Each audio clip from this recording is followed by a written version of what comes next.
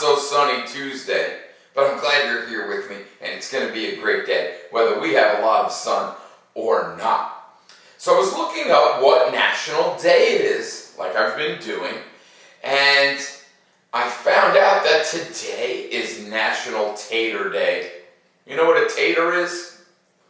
That's right, it's just kind of a funny way of saying potatoes. And I love potatoes, like baked potatoes, and I like sweet potatoes, I like candied yams.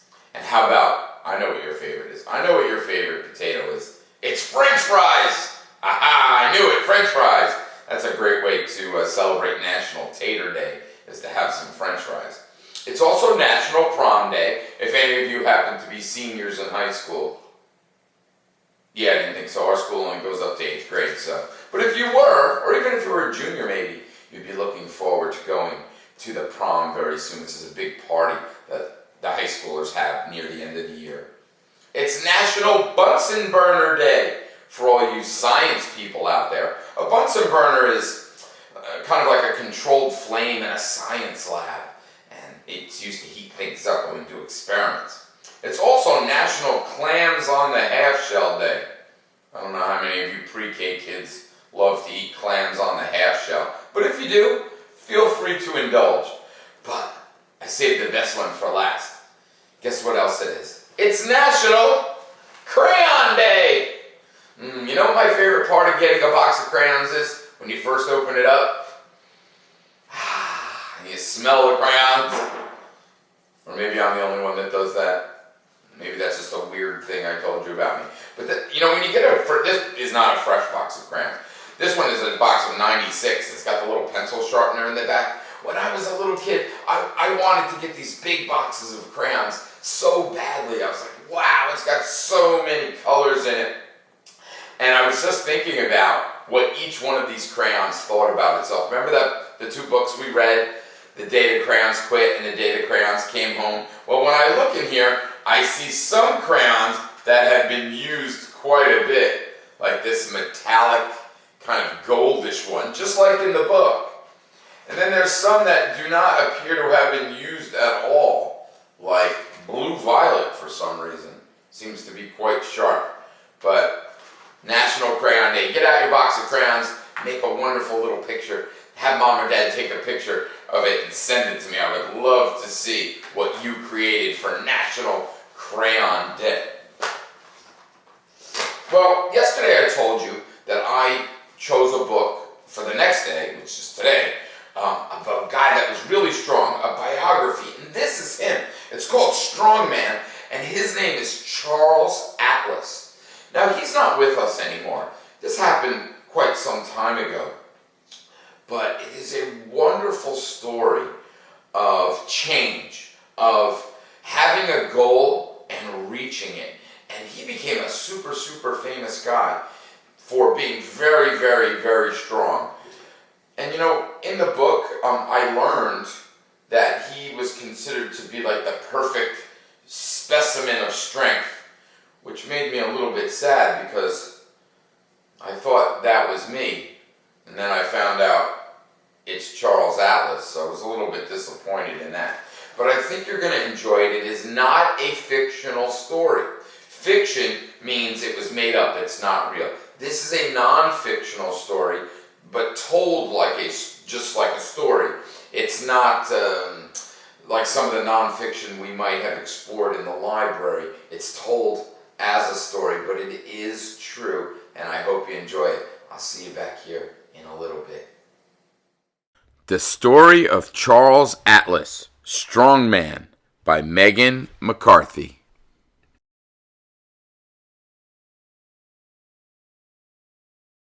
Over 100 years ago, a large steamship sailed to Ellis Island in New York Harbor. It was packed with people eager to come to America to make a better life. On board was a small boy named Angelo Siciliano. He had traveled all the way from Italy and spoke almost no English. Although Angelo didn't know it yet, he would go on to do great things. Angelo spent his boyhood in Brooklyn, New York. His waterfront neighborhood was filled with Irish, Jewish, Polish, and Italian immigrants. Life on the streets was tough.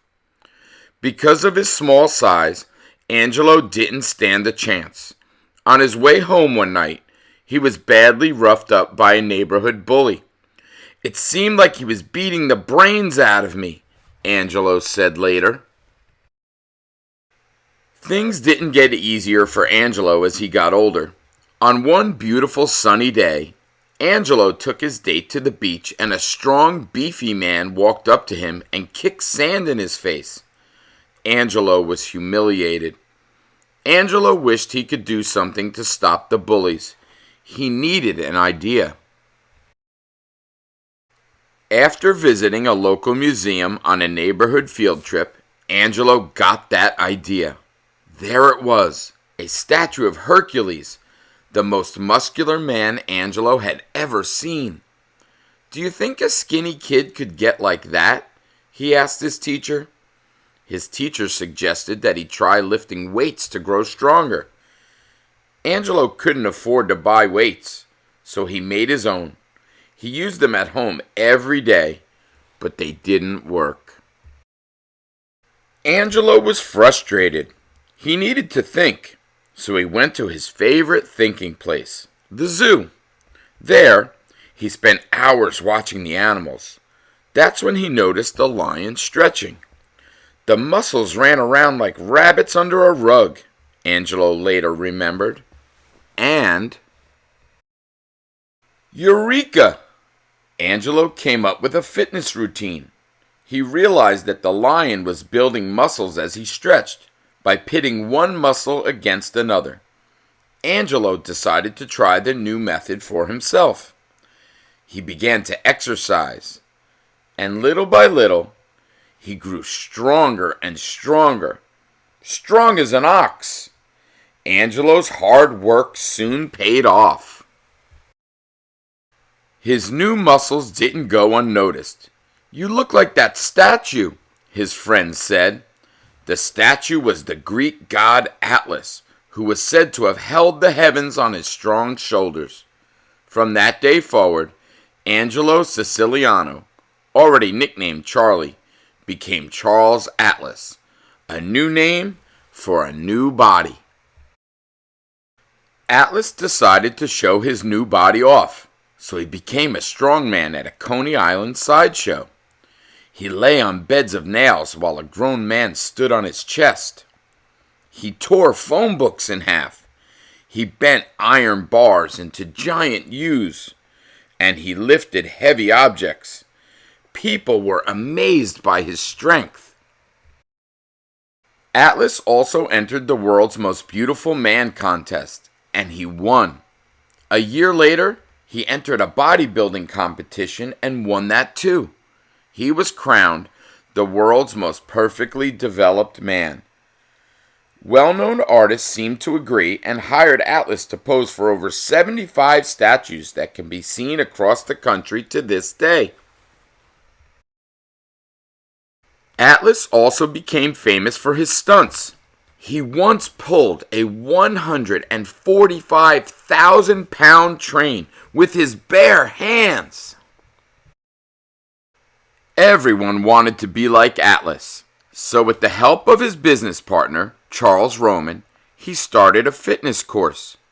Sick and tired of being soft, frail, skinny, or flabby, only feeling half alive? Atlas asked in an advertisement. "I know just how you feel." And he did. There was much more to Atlas's course than big muscles. "Take charge of your life," he told his pupils.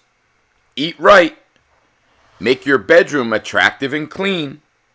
In the morning, don't dilly-dally. Get up." Charles Atlas's passion for fitness was contagious. Even his secretaries joined in the fun. And people everywhere were getting fit. The Atlas course sold millions of copies worldwide. Atlas loved to inspire others, especially children. He cherished the letters he received from kids all over the world. Charles Atlas may have come from meager beginnings, but he was determined to succeed, and he did.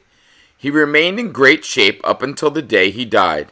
His fitness system, called dynamic tension, is still used today by people who want to get fit. Charles Atlas's measurements are all on file as the perfect specimen of the human body.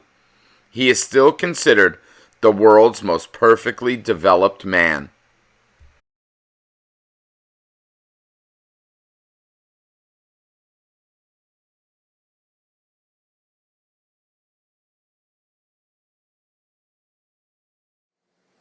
And we're back.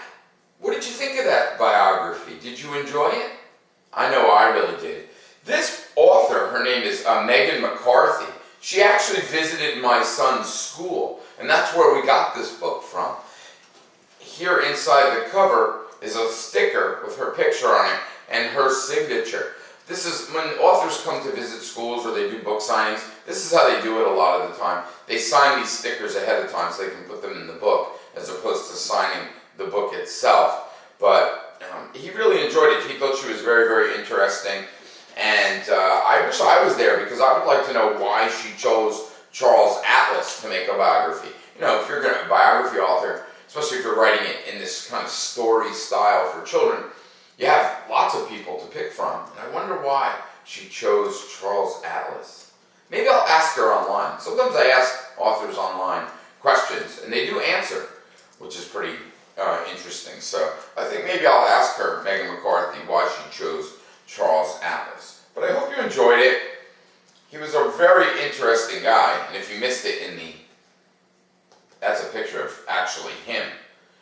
So I think it's a great story of, like, he kind of wanted something to happen. He wanted to make a change in himself, and he actually went out and did it, which is a great lesson for all of us.